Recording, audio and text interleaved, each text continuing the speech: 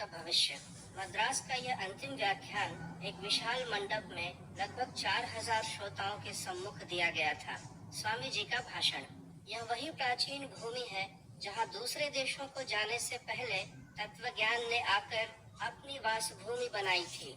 यह वही भारत है जहाँ के आध्यात्मिक प्रवाह का स्थूल प्रतिरूप उसके बहने वाले समुद्राकार नद हैं, जहाँ चिरंतन हिमालय श्रेणीबद्ध उठा हुआ अपने हिम शिखरों द्वारा मानव स्वर्ग राज्य के रहस्यों की ओर निहार रहा है। यह वही भारत है जिसकी भूमि पर संसार के सर्वश्रेष्ठ ऋषियों की चरण रज पड़ चुकी है। यही सबसे पहले मनुष्य प्रकृति तथा अंतर जगत के रहस्योद्घाटन की जिज्ञासाओं के अंकुर उगे थे। आत्मा का अमरत्व, अंतर्यामी ईश्वर एवं जगत प्रपंच तथा मनुष्य के भीतर सर्वव्यापी परमात्मा विषयक मतवादों का पहले पहल यही उद्भव हुआ था और यही धर्म और दर्शन के आदर्शों ने अपनी चरम उन्नति प्राप्त की थी। यह वही भूमि है जहाँ से उमड़ती हुई बाढ़ की तरह धर्म तथा दार्शनिक तत्वों ने समग्र संसार को बार बार प्लावित कर दिया और यही भूमि है जहाँ से पुनः ऐसी ही तरंगे उठकर निस्तेज जातियों में शक्ति और जीवन का संचार कर देंगी।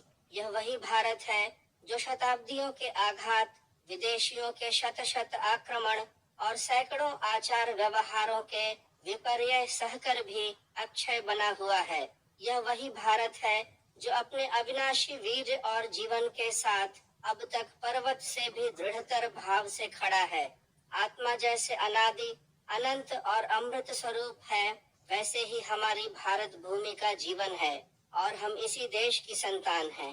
भारत की संतानों, तुमसे आज मैं यहाँ कुछ व्यावहारिक बातें कहूँगा और तुम्हें तुम्हारे पूर्व गौरव की याद दिलाने का उद्देश्य केवल इतना ही है। कितनी ही बार मुझसे कहा गया है कि अतीत की ओर नजर डालने से सिर्फ मन की अवनति ही होती है और इससे कोई फल नहीं होता। अतः हमें भविष्य की ओर दृष्टि रखनी चाहिए। ये सच है, परंतु अतीत से ही भविष्य का निर्माण होता है। अतः जहाँ तक हो सके अतीत की ओर देखो। पीछे जो चिरंतन निर्झर बह रहा है, आकंठ उसका जल पियो और उसके बाद सामने देखो और भारत को उज्ज्वलतर, महत्तर और पहले से और भी ऊंचा उठाओ। हमारे पूर्वज महान थे, पहले यह बात हमें याद करनी होगी। हमें समझना होगा कि हम किन उपादानों से बने हैं, कौन सा खून हमारी नसों में बह रहा है। उस खून पर हमें विश्वास करना होगा और अतीत के उसके कृतित्व पर भी इस विश्वास और अतीत गौरव के ज्ञान से हम अवश्य एक ऐसे भारत की नींव डालेंगे जो पहले से श्रेष्ठ होगा। अवश्य ही यहाँ बीच बीच में दुर्दशा और अवनति के युग भी रहे हैं, पर उनको